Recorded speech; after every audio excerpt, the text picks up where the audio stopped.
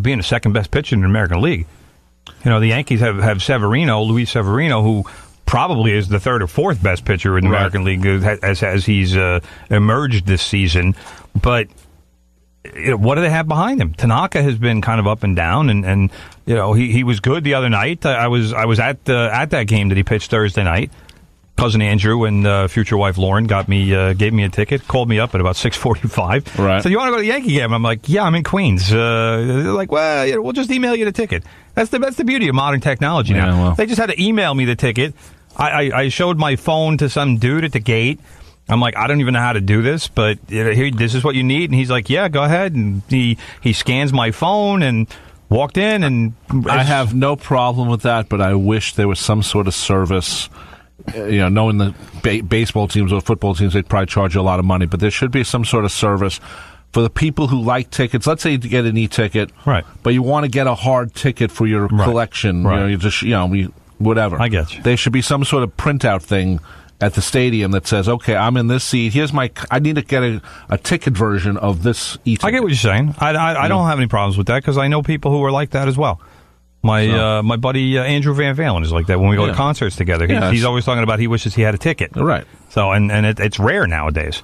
Nowadays it's like you just go online, you buy a ticket for a show, and you go to the box office before the show, and it's 2 tickets, 2 under Van Valen, and here you go. And it's all about but they don't give you tickets. They just give you give you a wristband or something. Right. It's all about the barcode or the wristband now. So, but anyway, like I said, so the Yankees are 3 games out now? 3 games behind, and it's looking increasingly like the Yankees are going to be the wild card team this season. Will you be upset by that? I know you were saddened. I'm still not a fan of the wild card. I still don't consider it being a playoff team. But are you like Bob Costas in that? Well, you have to look at it this way. Right now, the Yankees, like you just said, are 3 games behind the Red Sox. There are 13 games left in the season. They're not playing each other anymore. No, they're not playing each other anymore. The Yankees have 10 out of the 13 games, I believe, are at home. Okay. So that's an advantage. But, I mean, just look at the situation. If the Yankees win 9 of their last 13 games, that means the Red Sox have to go 6-7 in their final 13 just for a tie. Okay. All right, and the Yankee fans and the Yankees can't really expect the Red Sox to play sub-500 baseball in their last 13 games. I agree. Because that hasn't been who the Red Sox are this season. So unless the only way to change that is the Yankees would have to win 10 or 11 or 12 of their last 13, and they haven't put together a run like that all season. So to expect it to happen now is just unrealistic. So then it comes back to, all right, you're going to be the wild card team because they're 4 games ahead of Minnesota. Now, they're actually playing Minnesota tonight. They're starting a series with the Twins, which for the Yankees, it's vitally important that they do no worse than split. I mean, that's the other way they have to look at this now, is they can't let the Twins get so close that they might be able to steal home field for the wild card. And Joe Girardi, the Yankees manager, is already talking about possibly moving Severino or Masahiro Tanaka and to try to kind of set them up for a wild card start. So I'm still not really sure how he's doing it. I'm assuming Severino is going to start that game, but who knows? It could wind up being Tanaka. I'm not really sure what Girardi is planning to do at this point. So there hasn't been an official designation, and there almost never is, about who's the ace. And Tanaka certainly is being paid like an ace, but his performance this season, I mean, he was very good against the Orioles the other night. He first of all, the Yankees scored 6 runs in the first inning, which that's going to help any pitcher. All you have to do is just throw strikes and just, all right, here you go, hit it. But Severino, he's had starts where he's been just completely untouchable, and in the 6th, 7th innings, he's still throwing 100 miles an hour.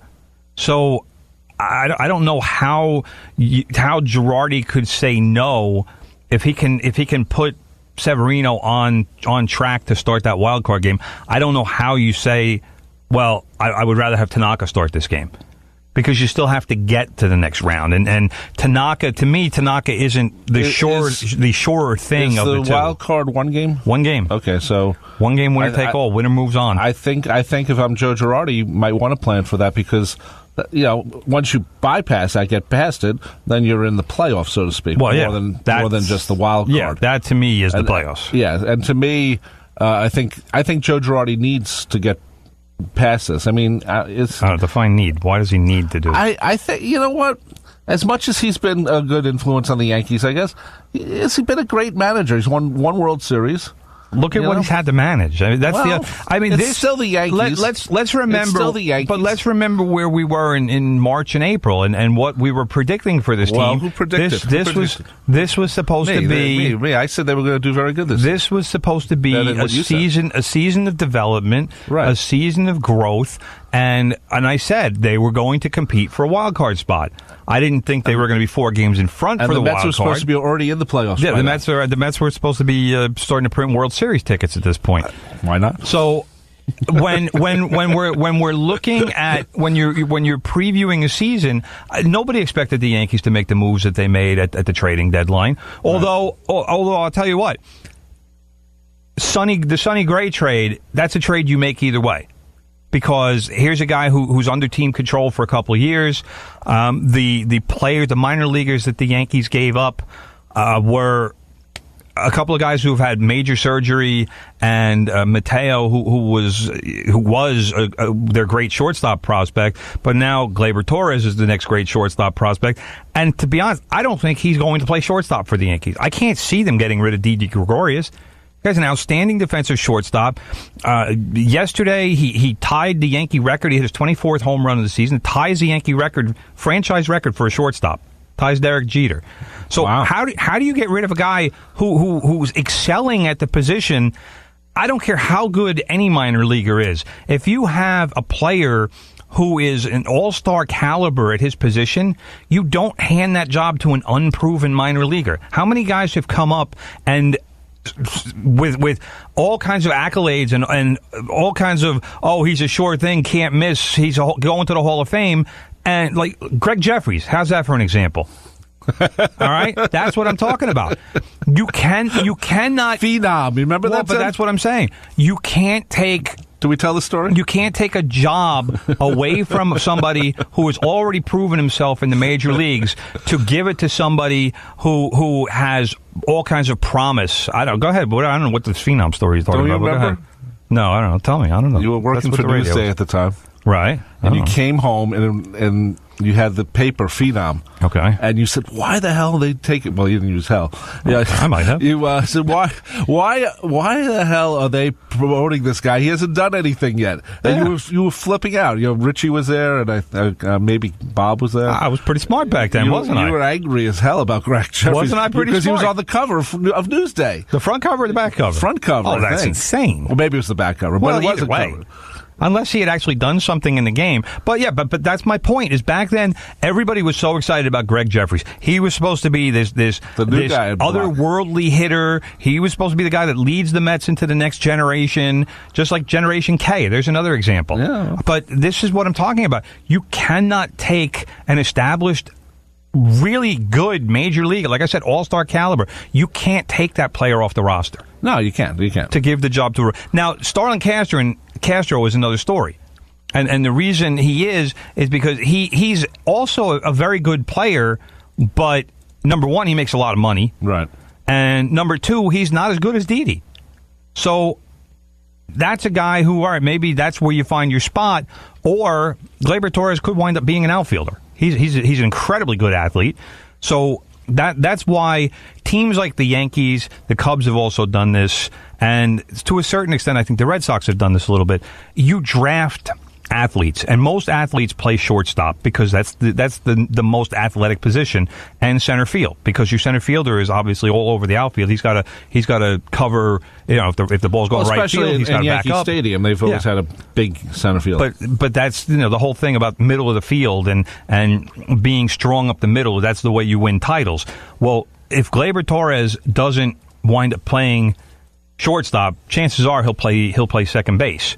But if for whatever reason the Yankees don't create openings, then you could see Gleyber Torres in left field or something. Right. So, we'll see. But that is the question as far as what the future holds. So I'm not even really sure how we got kind of tangented here, but what I was saying originally about the rotation and getting to the wild card game, I'm not even sure who the Twins would pitch to, because to be honest, I really haven't been paying too much attention to the Twins this season. I know it won't be Bartolo Colon, to much to your disappointment, but he won't start the wild card game. No, I don't think so. But I don't care who Severino pitches against from the Twins. He has the advantage, and he has a bigger advantage at home. So that is what you need in a wild card game. You need one guy. You need to be a shutdown guy. Like a couple of years ago when the Yankees played the Astros in a wild card game, Dallas Keuchel just demolished the Yankees. They had no chance. And he was pitching against Tanaka, and Tanaka gave up like a solo home run here, and they chipped away, and they got another run there. And the Astros, I'm pretty sure they won the game 3-0. But Tanaka is good, but he's not. It's very rare where he's going to go out and throw like 7 shutout innings with 12 strikeouts and 2 hits or 3 hits or something. It's rare. And Severino has much more of a capability for doing that. Right. So that's why I think Girardi would be smart to make sure that Severino is going to be his starter for the wild card game. Well, that's a good point. Let's quickly jump to the Jets or something. I don't know. This, you know what? This is going to be even a longer season, I think, than many Jet fans. It's still 16 games. Well, it's a 16-game season, 17 weeks. It was a horrible game yesterday. I mean, not for the Raiders. Not for the Raiders could have gotten more points too. They were nice at the end. You know what? If I was a Jet fan, would have aggravated me the most about that game? Marshawn Lynch dancing on the sidelines. Well, just like he was in the club. Marshawn Lynch just going beast mode on the dance floor. And the dreads were flopping all over the place. Right. And Marshawn Lynch was throwing his hands in the air and going crazy. And the Oakland Coliseum, the fans went nuts. Absolutely nuts. They showed him on the scoreboard, and the Jets players were fuming about it. But what are you going to do? Nothing. The Raiders were up by about 30 points at that time. And Marshawn Lynch was just dancing up a storm and having a good old time. And probably saying, this is why I came back to the NFL. Well, exactly. Listen to money. Yeah, well, it's always money. Well, Marshawn Lynch doesn't make any secret about that. He's playing for the money. But he was having, like I said, a good old time yesterday. And the Jets, after the game, they talked about a couple of guys talked about how they were upset about what was going on, and then another guy was took the mindset, well, it's their house, they can do what they want. And the whole point is, yeah, it might be their house, but you make it so they can't do that. That's the goal. And the Jets, let's face it, really all I want to talk about with the Jets is to talk quarterbacks. All right, and I'm not talking about Josh McCown. I'm not talking about Colin Kaepernick. I'm talking about quarterbacks who are right now still playing college, and who are going to be available in the 2018 NFL draft. This is your little game you want to play, right? It's not a game. This is all the Jets are playing for. I told you last week we should call the Jets the tankers. Why are we calling them Jets when they're tankers? I don't think that players purposely played the tank because there's no guarantee they're going to be on the team next year. Brother. Seriously, unless the coach purposely puts in like high school players or something. Brother. I'm just saying, if you were a player and you know you don't have a guaranteed contract, would you play bad just so your team gets a good pick next year where you're guaranteed not even to be on the team? You done? No. Pay attention to what I'm saying. I am. No, you're not letting me talk, but pay attention to what I'm about to say. All right? A general manager can build a team that is guaranteed to lose. And that is no reflection on the players, except for the fact that those players are not as good as other players. They can try real hard. They can do everything that they physically can to try to win a game, but if you're playing against better players, you're going to lose. You know, that is what the Jets have done. The Jets let go of David Harris, the linebacker. The Jets let go of Eric Decker, the wide receiver. The Jets did not sign a quarterback who was worth a damn. They kept Christian Hackenberg.